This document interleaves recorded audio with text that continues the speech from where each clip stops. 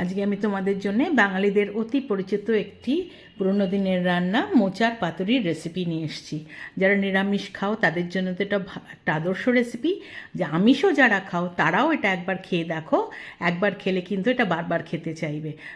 ভেটকি মাছের পাতুরি বা ইলিশ মাছের পাতুরি তো আমরা সবসময় খেয়ে থাকি, একবার এইভাবে মোচার পাতুরি করে দেখো, ভীষণ টেস্টি হয়। গরম ভাতের সাথে এটা অপূর্ব লাগে এবং যে কোনো গেস্ট বা অন্য যা কাউকে যদি এটা তুমি পরিবেশন করো দেখবে তারা খুব সুনাম করবে।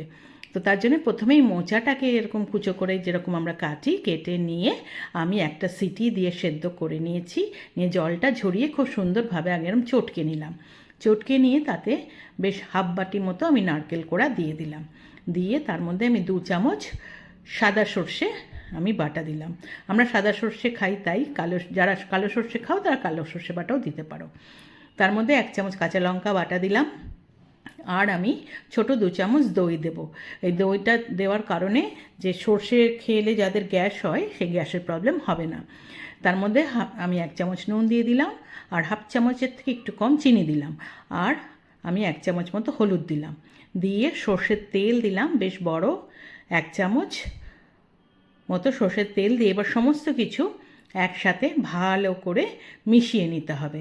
আমি চামচ দিয়ে মিশাচ্ছি, তোমরা যদি চাও হাত দিয়ে ভালো করে চটকে সুন্দর করে মিশিয়ে নেবে। জিনিসটা সম্পূর্ণভাবে দারুণভাবে মিশে দেখেই কিন্তু বুঝতে পারবে সুন্দর সব মিশে গেছে। এরকম আমি তৈরি করে নিলাম মিশ্রণটা। এইবার আমি একটা তাওয়া বসিয়ে দিয়েছি, দিয়ে কলাপাতা আমি এরকম টুকরো করে কেটে নিয়েছি পাতুরি করব বলে। এবার একটা দিক তো কলাপাতার 2টো দিক আমাকে সুন্দর করে সেঁকে নিতে হবে। একটা দিক এরকম সেঁকে উল্টে নিয়ে আবার অন্য দিকটাও সেঁকে নিতে হবে। হাত দিয়ে না করে এরকম একটা পরিষ্কার কাপড় দিয়ে এরকম চেপে চেপে সেঁকতে হবে, তা নাহলে হাত কিন্তু ছ্যাঁকা লেগে পুড়ে যাবে। তাহলে এই একটা পাতা আমার সেঁকা হয়ে গেছে, আমি আর একটা পাতা দেখিয়ে দিচ্ছি। ঠিক একদিক এরকম করে চেপে চেপে এরকম করে সেঁকে নিয়ে উল্টে দিয়ে আবার অন্য দিকটা অপর দিকটাও এরকম করে সেঁকে নিতে হবে। এইভাবে কিন্তু আমি সমস্ত পাতাগুলো সেঁকে রেডি করে নিয়েছি। এইবার একটা পাতা বসিয়ে নিয়ে তার মধ্যে আমি ঠিক যে আমি মিশ্রণটা তৈরি করে রেখেছিলাম মোচার, সেটা দিয়ে দিলাম। ঠিক যেরকম আমরা ভেটকি মাছের পাতুরি করার সময় যেরকম করে দিই সেরকম করে পাতাটার মধ্যে দিলাম। দিয়ে ওপর থেকে একটা কাঁচা লঙ্কা আমি দিলাম। তোমরা চাইলে এখানে 1 চামচ সর্ষের তেল দিতে পারো, কিন্তু আমি খুব একটা কাঁচা সর্ষের তেল আমাদের বাড়িতে খাওয়া হয় না, তাই আমি দিলাম না। দিয়ে এইবার পাতাটাকে সুন্দর করে মুড়তে হবে। পাতাটা মুড়ে নিয়ে সুতো বা সরু দড়ি দিয়ে এটাকে বেঁধে নিতে হবে। দেখো আমি মুড়িয়ে নিলাম। মুড়িয়ে এবার দড়ি দিয়ে আমি এবার এটা একটা শক্ত সুতো, তাই দিয়ে আমি বেঁধে নিচ্ছি। এমনভাবে বাঁধতে হবে যেন পাতা ছিঁড়ে না যায়, কোনোভাবে যেন পাতুরি বেরিয়ে না যায়, সেটা দেখতে হবে। সুন্দর মোড়ানো হয়ে গেলে এবার একটা গিঁট দিয়ে দিতে হবে। গিঁট দিয়ে বাদবাকি যে এক্সট্রা সুতোটা সেটা কাঁচি দিয়ে কেটে বাদ দিয়ে দিতে হবে। এইভাবে আমি একটা তৈরি করে নিলাম। আমি আর একটা তৈরি করে দেখাচ্ছি। আবার পাতা নিলাম, এইভাবে আমি তার মধ্যে মিশ্রণটা দিলাম।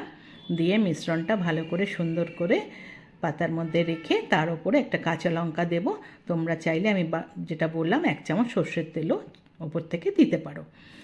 দিয়ে এবার আবার পাতাটা এইভাবে প্রথমে এই দিকটা মোড়ালাম, তারপরে অপর দিক মুড়িয়ে নিয়ে এইবার উল্টো দিকের মুখগুলোকেও একসাথে এনে আমি সুতো দিয়ে বেঁধে নেব। এইটা খুব সন্তর্পণে করতে হবে, তা না হলে কিন্তু পাতা ফেটে যেতে পারে, আর মিশ্রণটা যদি বেরিয়ে যায় তাহলে কিন্তু পাতুরি ভালোভাবে রান্না করা যাবে না। এইভাবে দেখো সুন্দর করে 2-3 প্যাচ দিয়ে বেঁধে নিলাম। নিয়ে আমি একটা গিঁট দিয়ে আমি কাঁচি দিয়ে বাদবাকি সুতোটা কেটে নেব। আমার 2টো পাতুরি আমি তোমাদেরকে করে দেখালাম, বাদবাকিগুলো আমি তৈরি করে নিচ্ছি এইভাবে। এইবার আমি একটা তাওয়া বসিয়ে তাতে সর্ষের তেল দিয়েছি। তেলটা একটু গরম হলে সমস্ত পাতুরিগুলো আমি এই তাওয়ার মধ্যে বসিয়ে দেব।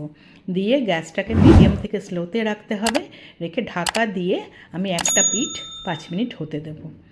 5 মিনিট পরে আমি ঢাকা খুলব। খুলে আমি উল্টে দেব। সমস্ত পাতুরিগুলোকে অপর দিকটা আমি উল্টে দিয়ে আবার কিন্তু ঢাকা দিয়ে আবার 5 মিনিট এই দিকটা হতে দেব। দেখো আমি উল্টে দিলাম, এবার আবার ঢাকা দিয়ে দিচ্ছি। আবার 3-4 মিনিট বা 5 মিনিট আমি হতে দেবো।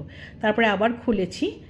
আমার আরেকটু ভাজা ভাজা হতে হবে, বেশ সুন্দর পোড়া কালার এসে যাবে। দেখো ওই দিকটা হয়ে গেছে, তা আমি আবার উল্টে দিয়ে কিন্তু আবার একটু এক মিনিট মতো আবার একটু ভেজে নেব। এরকম উল্টে দিলাম, দিয়ে আবার ঢাকা দিয়ে 1 মিনিট রাখলাম। 1 মিনিট পরে আবার খুললে আমার কিন্তু পাতুরি একদম রেডি হয়ে গেছে, সুন্দর গন্ধ বেরোচ্ছে।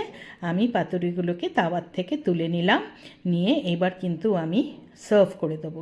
আমি গরম ভাতের সাথে আজকে এই পাতুরি লাঞ্চে সার্ভ করব। আগে প্রথমে আমি প্লেটে সাজিয়ে নিলাম পাতুরিগুলোকে। দেখো কেউ দেখলে কিন্তু বুঝতে পারবে না এটা মাছের পাতুরি না মোচার পাতুরি। এই নিরামিষ পাতুরি একবার সত্যি খেয়ে দেখলে বারবার কিন্তু সবাই এটা করার আবদার করবে। দেখো আমি এবার গরম ভাতের সাথে এই পাতুরিটা সার্ভ করব। আর যদি তোমরা কলা পাতায় এটাকে সার্ভ করতে পারো, দেখতে আরও সুন্দর লাগে, খেতেও কিন্তু অসাধারণ লাগে। এইভাবে তোমরা গরম ভাতের সাথে সার্ভ করে দেবে, বাড়ির সবাইকে খাওয়াবে, দেখো সবাই খেয়ে খুব ভালো বলবে। রান্নাটা যদি তোমাদের ভালো লেগে থাকে একটা লাইক করো, কমেন্ট করো, শেয়ার করো। যারা এখনও আমার চ্যানেলটা সাবস্ক্রাইব করোনি প্লিজ সাবস্ক্রাইব করে দিও, পাশে থাকা বেল আইকনটা প্রেস করবে, তাহলে আমার তৈরি সমস্ত রান্নার নোটিফিকেশন তোমাদের কাছে পৌঁছে যাবে। আবার নতুন নতুন রান্না নিয়ে তোমাদের কাছে আসবো। আজকে তাহলে চলি, তোমরা ভালো থেকো, টাটা।